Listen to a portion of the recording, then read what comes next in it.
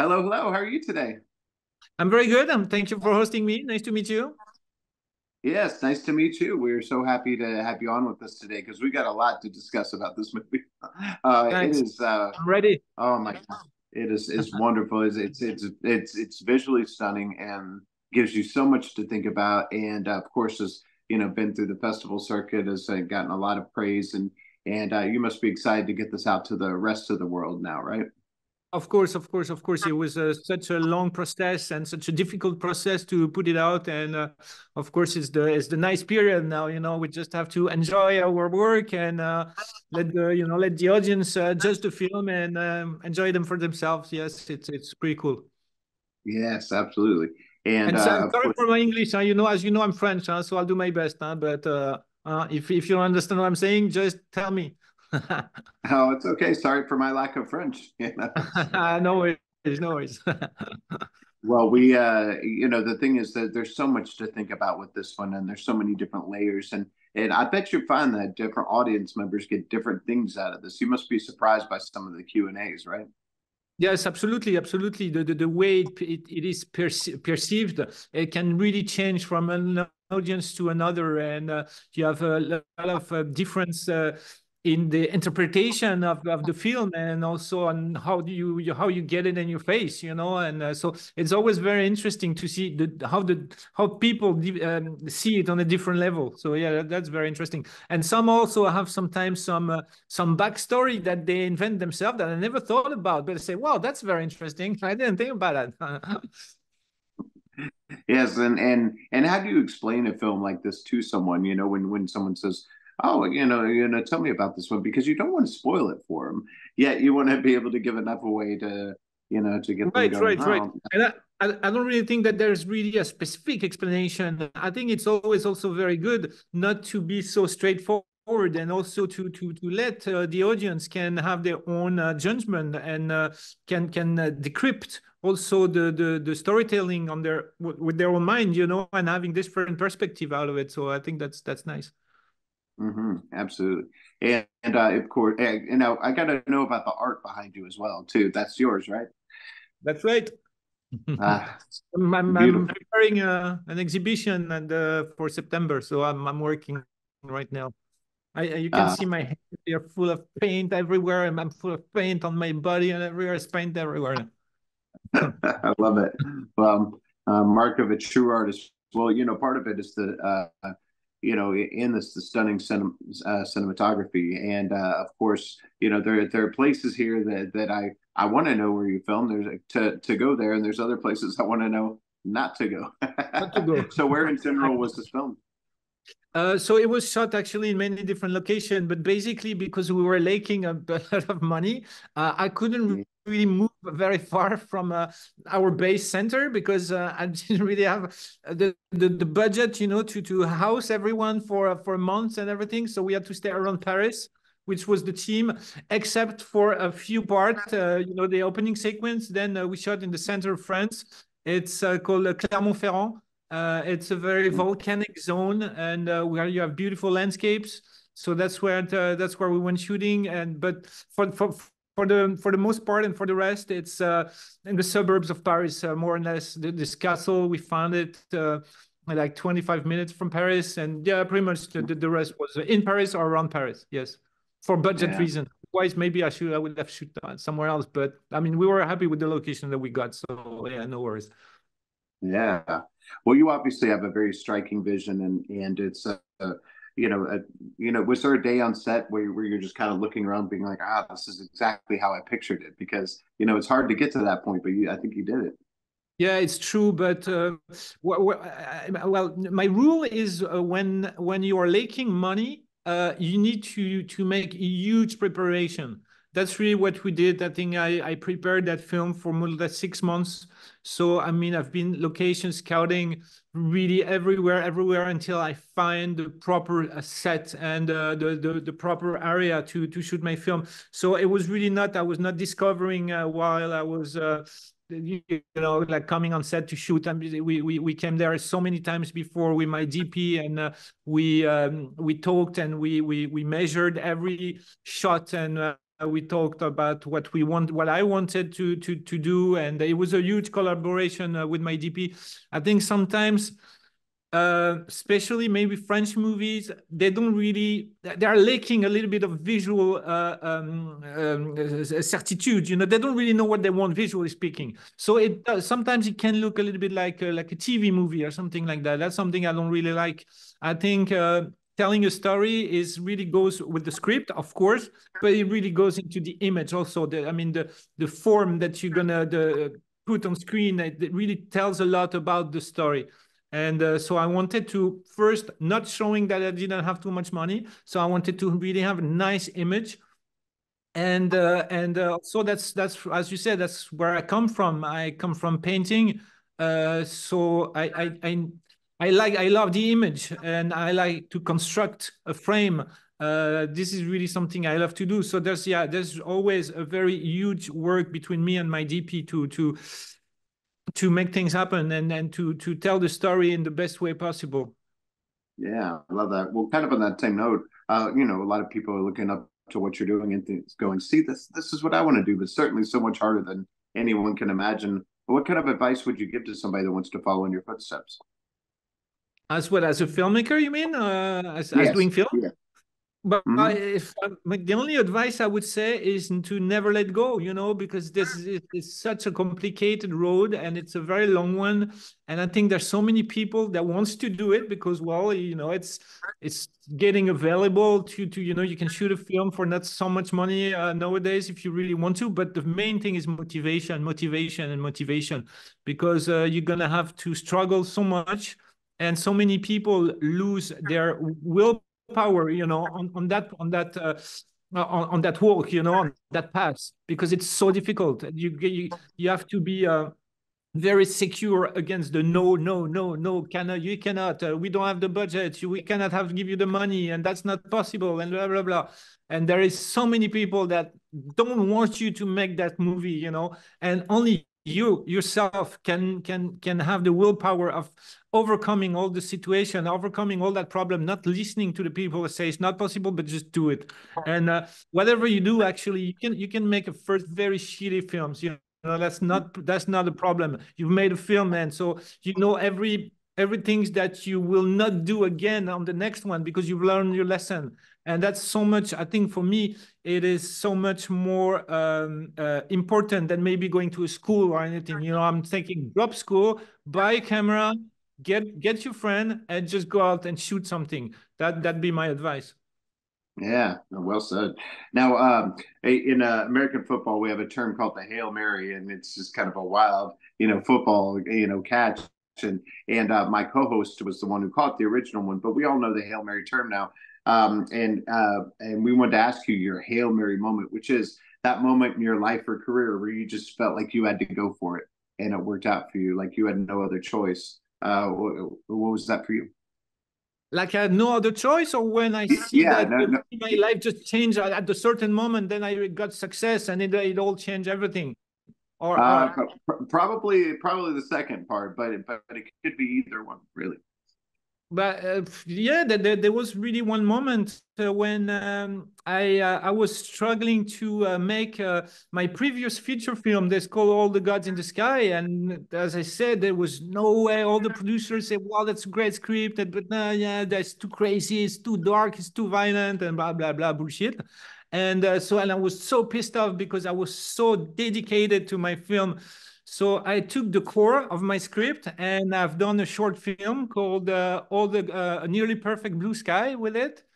And this is where everything changed for me because I had such a success with that short film, and we went to Sundance, and everything really changed at Sundance.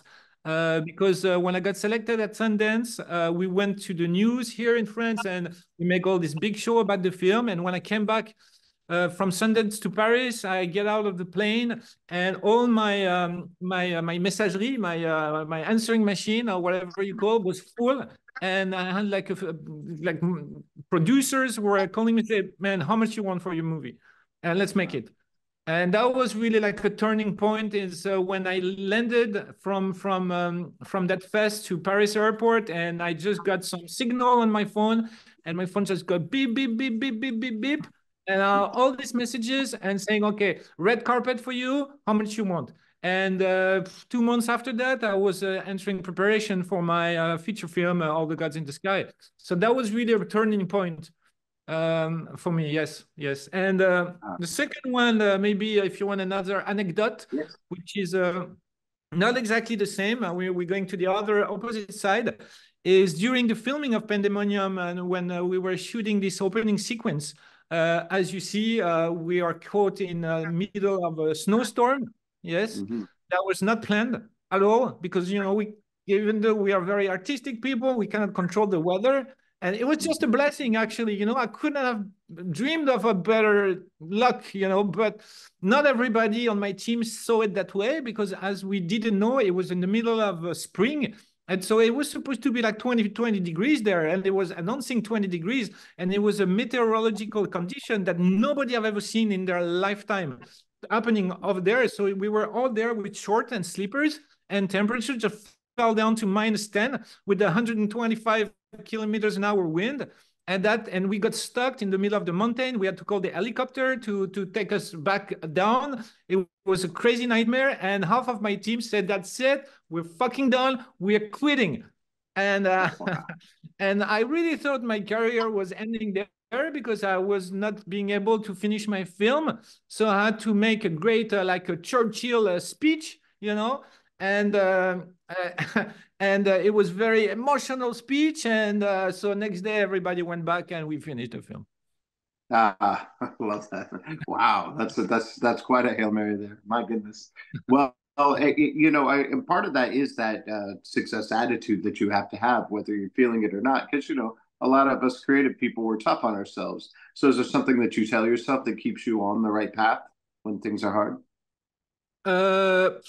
Not really, because as I said, my motivation is always on top level. I mean, I don't really have to motivate myself. I know from the beginning I'm the fucking Terminator here, I'm Iron Man meets the Terminator. So there's really nothing that can really stop me when I enter production mode.